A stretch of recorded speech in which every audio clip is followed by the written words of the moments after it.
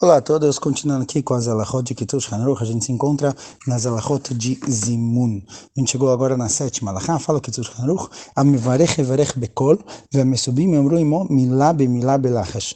ובסוף כל ברכה יקדימו לסיים קודם למברך, כדי שיענו אמן על ברכתו. Sabe o Kiddush Hanuch? Como deve ser feito o Birkat Hamazon? Aquele que fez o Zimun, ele deve fazer todo o Birkat Hamazon alto. E as pessoas que estão do lado dele, as pessoas que estão fazendo Birkat Hamazon junto, que comeram juntos, eles devem falar com ele palavra por palavra, cada um falando em silêncio, e somente quando chega no fim da Brachá, eles devem antecipar um pouquinho aquele que fez o Zimun e está fazendo alto, para terminar a Brachá e poder responder Amém quando aquele que fez o Zimun terminar a Brachá também. Da onde veio isso? A gente não costuma dessa forma. Então tem que saber que originalmente não existiam Sidurim. Na época de Hazal, os Sidurim ainda não tinham sido escritos. O primeiro Sidur foi escrito por Rav Amram Gaon, lá pelo ano 700 mais ou menos. Então na época de Hazal não tinham Sidurim. Muitas pessoas não sabiam fazer o Birkat Hamazon de cor, do mesmo jeito que não sabiam fazer a Amidah de cor. Por isso a gente tem a Hazará, que o Shaliach Tzibur, o Hazan, repete toda a Amidah. Isso foi colocado, foi decretado geralmente para aquelas pessoas que não sabiam fazer a brachá de cor, não sabiam fazer a Amidah de cor. Então o Hazan repetia tudo e quem não sabia fazer respondia amém e era como se eles tivessem falado. Baseado no conceito que a gente tem na Halachá de Shomea Keone. Alguém que ouve uma brachá, ele tem a intenção de que aquela brachá valha para ele também, é como se ele próprio estivesse falando. Isso a gente faz, por exemplo, também no Kiddush, na brachá de Emotzi de Shabbat. Uma pessoa faz a brachá, todo mundo responde amém, é como se todos tivessem feito a brachá. Agora, as pessoas que não sabiam fazer o Birkat Hamazon, o que eles precisam fazer? Então, originalmente, quando Hazal decretaram, eles decretaram que deve se fazer igual na Amidah. Aquele que fez o Zimun, que ele sabe fazer o Birkat Hamazon, ele faz alto, e todo mundo responde amém no fim de cada brachá e brachá, e é como se cada um tivesse feito o Birkat Hamazon. Porém, perceberam com o tempo que as pessoas acabavam se distraindo. Durante o Birkat Hamazon, enquanto aquele que fez o Zimun está fazendo o Birkat Hamazon alto, alguns às vezes acabavam se distraindo, não prestavam muita atenção, respondiam amém, às vezes não respondiam amém, e acabavam se perdendo no meio do Birkat Hamazon. Então, definiram que cada pessoa deve fazer junto o Birkat Hamazon, falando baixo palavra por palavra. Ou seja, aquele que faz o Zimun, ele faz o Birkat Hamazon alto, e aqueles que estão ouvindo respondem, vão falando junto com ele, palavra por palavra, e respondem amém no fim de cada brachá e brachá. E é isso que serve para a gente o Kiddush Hanuch. Porém, hoje em dia, já que temos vários Birkonim, cada um ele pode pegar um Birkat Hamazon para ele mesmo.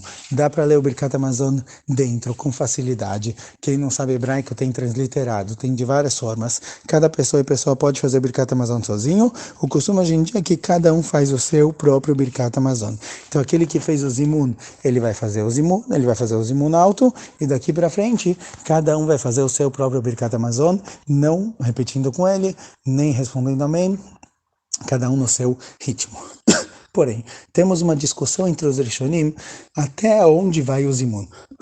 O que é considerado o Zimun e aonde começa o Birkat Hamazon. Alguns Rishonim escrevem, assim escreve o Uriv, por exemplo, que Zimun é a parte que a gente chama hoje em dia de Zimun, até o ponto onde se fala Baruch Shachanu Mishelov Tuvo Chayenu. Essa é a parte do Zimun, e na hora que começa o Baruch Atah Hashem Elokeinu Melech Haolam Hazan et Haolam, que é o começo do Birkat Hamazon, lá já é o Birkat Hamazon. Então a parte do Zimun é feito alta, e a parte do Birkat Hamazon, quando se começa a primeira brachá de Hazan et Haolam, cada um faz ela abaixo. Porém, Rashi escreve que o Zimun, ou a definição do Zimun, engloba dentro dele também a primeira brachá, também a brachá de Hazan et Haolam Kolo Betuvo. Sendo assim, a pessoa que fez o Zimun, de acordo com Rashi, ele deve fazer alto não somente a parte que a gente chama do Zimun, mas também a primeira brachá inteira do Birkat Hamazon. Ela é considerada como se fosse parte do Zimun. Assim escreve Rashi. O costume esfaradi é como Urif, que quem faz o Zimun, ele precisa fazer alto somente a primeira parte que a gente chama de Zimun, até o Baruch Shachanu Mishelov Tuvo Chayenu, e quando começa o Birkat Hamazon, Baruch Atah Hashem Hazan et Haolam, etc., cada um faz isso baixo. Porém, o Rimá traz que o costume Ashkenazi é como Rashi. Então, de acordo com os Ashkenazim, aquele que faz o zimun, ele deve fazer a primeira brachá alto, até o fim da brachá de Baruch Atah Hashem, Hazan et Hakol.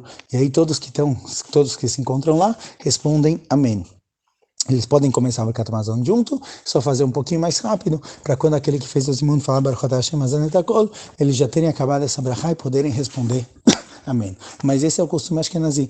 E tem quem diga que se a pessoa que fez o zimun não fez a primeira brachá alto, ninguém ouviu ele fazendo a brachá, não valeu o zimun. As pessoas perderam o zimun é inválido. Porém, Bediavad, alguns possim escrevem que de qualquer jeito, mesmo que ele não fez alto, toda a brachá de Hazan et Hakol, valeu, o zimun está válido. Então, de acordo com o costume Ashkenazi, a primeira brachá deve ser feita alta pela pessoa que fez o zimun. Também é ideal que o fim de cada brachá e brachá, de Baruch Atah Hashem al Haaretz ve'al Amazon, e as próximas brachot de Vnei Yerushalayim, e também a última brachá, a El Avinu Malkeinu, que o fim dessas brachot seja feita alto, para que as pessoas possam responder amém. Esse é o costume Ashkenazi. Alahá Alahá 8. Achar Birkat Hamazon mevarech ala kos shebirach alav. Depois do Birkat Hamazon, como a gente falou, em algumas ocasiões se traz um copo de vinho, então depois do Birkat Hamazon se faz a brachá sobre o vinho. Veshote shiur evit kedei shuchal levarech brachá acharona. E na hora que se toma esse vinho, deve-se tomar pelo menos revi'it, em torno de 87 ml, para poder fazer a brachá acharona, ala gefen ve'apnei gefen. Im kosot shemesubim em pnumot, tzarech mevarech liten mikoso me'at letoch kosot shelahem, אחר שבירך פרי הגפן, קודם שישתהו כדי שיברכו גם הם על כוסות שאינם קומות. וכן אם כוסות שלהם ריקניות, נותן לתוכן מעט מכוס של ברכה, ולא יטמאו עד שיטום המברך. Traz aqui o Kitush Haruch, que costume, que hoje em dia não se faz isso tanto, mas o costume era que quando se fazia essa brachá com vinho, todo mundo bebia desse vinho. Do mesmo jeito que no Kiddush, aquele que faz o Kiddush, ele bebe e distribui para todo mundo, assim também com relação ao vinho feito na hora do Birkat Hamazon, aquele que fez a brachá do vinho, distribuía para todo mundo. Então, se por exemplo as pessoas têm um copo de vinho na frente dele, que eles tomaram durante a Seudá, já que eles tomaram durante a refeição desse copo, esse copo não serve para brachá, como a gente viu, certo? É um copo que já beberam dele, então aquele que fez a brachá do zimun, que para ele encher um copo especialmente para isso, ele deve colocar um pouquinho de vinho para cada um, para que todos possam fazer a brachá. Mas, de novo, hoje em dia, o costume não é esse, o costume é só aquele que fez o Birkat Hamazon, aquele que fez o zimun, com um copo de vinho, ele mesmo faz a brachá do vinho, ele bebe e os outros não têm necessidade de beber. Obviamente, quem quiser beber é um copo de brachá. Muitas vezes em casamentos, geralmente, quando se tem shava brachot, no fim da refeição, se costuma distribuir o vinho que foi feito o brachá, foram feitos sobre ele shava brachot, para todo mundo beber um pouquinho, um copo de brachá. Mas também não é obrigatório. Avalim eshlem kosot bifnei atzmam ve'inam pumot. Porém, caso cada um tenha o seu copo de vinho, na hora que fizeram o zimun, distribuíram e encheram um copo de vinho para cada um, aí aquele que fez o zimun não precisa dar do copo dele para os outros, porque o copo dos outros também está válido. E aí cada um pode beber do seu próprio vinho. O ideal é que cada um tenha o seu próprio copo de vinho completo e faça a brachá como se deve. A gente viu que a brachá sobre o vinho tem que ser um copo que está inteiro, um copo que está completo, um copo limpo, etc. Todas as condições. Aqui o ideal é que cada um tenha um desses, mas de qualquer jeito, mesmo que não tenha um completo dessa forma, se foi servido especificamente para o zimun, cada um pode beber do seu. Mais uma alahá, אם המברך אינו רוצה לשתות, יש אומרים יכול ליתן לאיש אחר מסוימים שיברך בורא פרי הגפן, וישתה שיעור רביעית ויברך ברכה אחרונה.